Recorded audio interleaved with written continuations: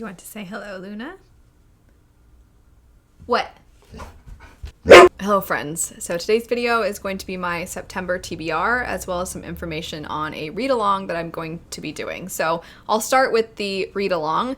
It's going to be for Full Metal Alchemist. I've had a really strong itch to get back to the series. I'm guessing it's because I've recently reread some of my other favorites and I've really wanted to dive back into this one. My friends Patrick Leo, Alex Nieves, and Jess Owens are going to be joining me for this read-along. I'll have all of their channels linked. They're all absolutely wonderful. And currently we have some tentative dates for some reading sprints. These are subject to change, but as of right now, the goal is to have our first reading sprint on October 1st, our second on November 5th, and then a live show on December 3rd. All of these will be taking place over on my Patreon. I do prefer doing reading sprints and live shows over there just because I have had some instances where if I am making them public, then there are some people who get in the chat and start saying rather inappropriate things, and I just find that you help filter that out when you have it over on Patreon instead,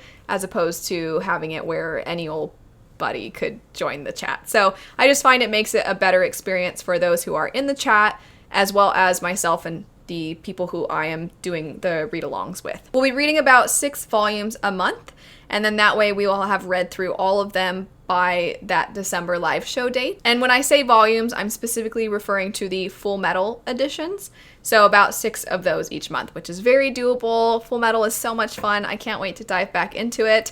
And if you've never read Full Metal, it is so much fun. And there's also an anime adaptation, so I'm probably going to watch the anime after reading through this. I'm very excited. I can't wait. Also, the nice thing is because 3 of us are in the US and then 1 of us is in Indonesia, that means the times that we are going to be having our reading sprints and the live show, hopefully, no matter where you are, you can participate. I know not everybody will be able to make the times, but hopefully you'll be able to if you are interested. But anyway, jumping now into some new releases that are coming out in September, I'm going to try to get around to. One of them would be Ruination.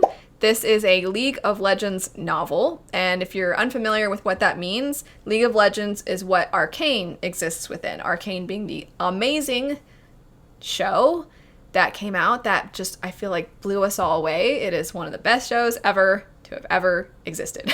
And so I'm really excited to see a novel version of a story from League of Legends because they did such a great job with Arcane, and this is going to be put out by Orbit, who is a very reputable fantasy and science fiction publisher. So I'm really excited to see what the story entails. I can't wait. I think it'll be really interesting. I've heard nothing about it. No early buzz. I feel like it's just kind of, it was sneaking its way in, and I'm really excited about it. But anyway, some other new releases. We have a couple of sequels. We have Defend the Dawn, which is the sequel to Defy the Night by Bridget Kemmerer. I enjoyed the first one. I also enjoyed A Curse So Dark and Lonely by the same author, but I didn't love the sequels quite as much. So I'm hoping with this one, I believe it's only going to be a duology, so I am excited to see how she sticks the landing with this one, or I should say I'm excited to see if it sticks the landing for me personally. And then we also have A Ballad of Never After. This is the sequel to Once Upon a Broken Heart, which was so ridiculous and fun and whimsical and silly and charming. And usually in the fall and winter months, I find a lot of what I read is very serious, or very cold feeling, or very dark. So I'm excited to have something that just feels like a whimsical fairy tale. A couple of other new releases. We have Notorious Sorcerer. I'm really excited about this one. It is a new release, so I don't know a whole lot about it, but I know that there are aspects of alchemy in it, which I think will be a lot of fun to see, especially as it will fit, I think, in kind of well with the fact that I'm reading Full Metal that same month as well. And then we also have One Dark Window. I don't know a whole lot about this one. I didn't mention it in my anticipated releases, but I have been looking into it a little bit, and it sounds pretty cool. Because I haven't mentioned this one really previously, I'll go ahead and read the synopsis. Elspeth Spindle needs more than luck to stay safe in the eerie, mislocked kingdom of Blunder. She needs a monster. She calls him the Nightmare, an ancient mercurial spirit trapped in her head. He He protects her, he keeps her secrets, but nothing comes for free, especially magic. When Elspeth meets a mysterious highwayman on the forest road, her life takes a drastic turn. Thrust into a world of shadow and deception, she joins a dangerous quest to cure Blunder from the dark magic infecting it. And the highwayman, he just so happens to be the king's nephew, captain of the most dangerous men in Blunder, and guilty of high treason. Together they must gather 12 Providence cards, the keys to the cure. But as the stakes heighten and their undeniable attraction intensifies, Elspeth is forced to face her darkest secret yet. The nightmare is slowly taking over her mind, and she might not be able to stop him. After that, we have some continuations of some read-alongs I'm doing with some other people on their channels. One of them would be live ships, so I will be continuing on with this one. I am currently buddy reading this with Erin from Booked and Busy, and I have been loving live ships so much. I can't believe it's taken me so long to get to this series. It will likely be a new favorite by the time I'm done with it. And I've heard a lot of people say that of all the Realm of Elderlings books, that these usually are some of people's favorites, which is a pro and a con, because I'm like, well, does that mean I have not the best to look forward to after this? Is this the best? But I'm also excited just because it's so good that I understand too if other things are enjoyable, but maybe not quite to this level. I am curious though, what is your favorite? If you've read a lot of Robin Hobb's works, what is your favorite series within Realm of the Elderlings? I will also be continuing on with my Mistborn Era 2 reread. That is a buddy read I'm doing with Angela from Literature Science Alliance. She's the one hosting this read along, so I'll have her channel linked as well. This, of course, is in preparation for the Lost Metal that will be released in November, so we are doing live show discussions over on Angela's channel once a month for each of the books, and if you need a recap for the books before going into the Lost Metal, this is a great way to get that. Also, I am hoping to finally get around to Age of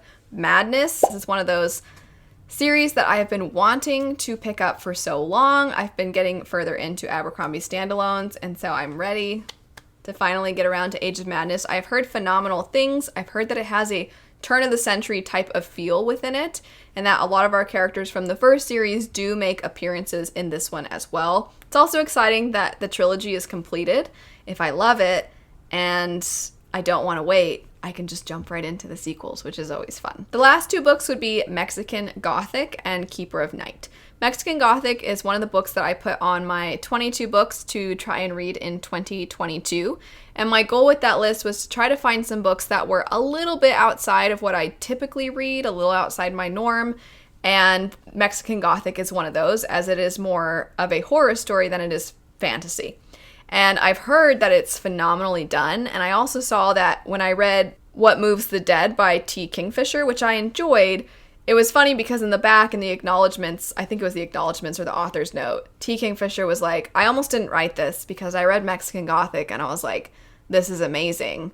I'm not going to write anything that's even close to as good as this. And then she was like, but I was like, well, this is a little different, so I'll write my story too, but everybody should just go check out Mexican Gothic. And I thought that was really lovely. I mean, I was already planning on reading Mexican Gothic anyway, but then, I don't know, I thought that was kind of cool that T. Kingfisher shouted out this author as well. But either way, I figured this would be the perfect one to read leading into the fall. Keeper of Night is a book that was a new release last year that I didn't get the chance to pick up.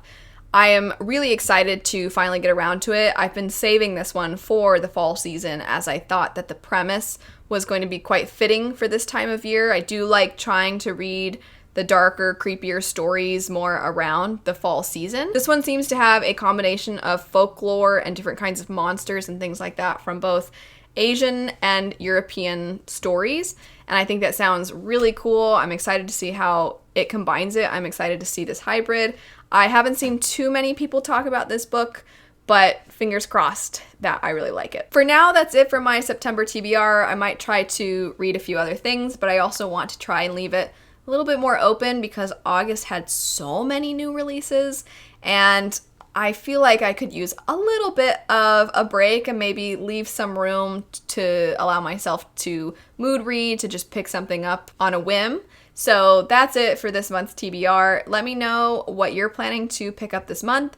I will have any channels I mentioned and any additional information that you'd like to refer back to in the description bar down below. Anyway, thanks so much for watching. I hope you have a lovely rest of your day, and I'll see you all later. Bye.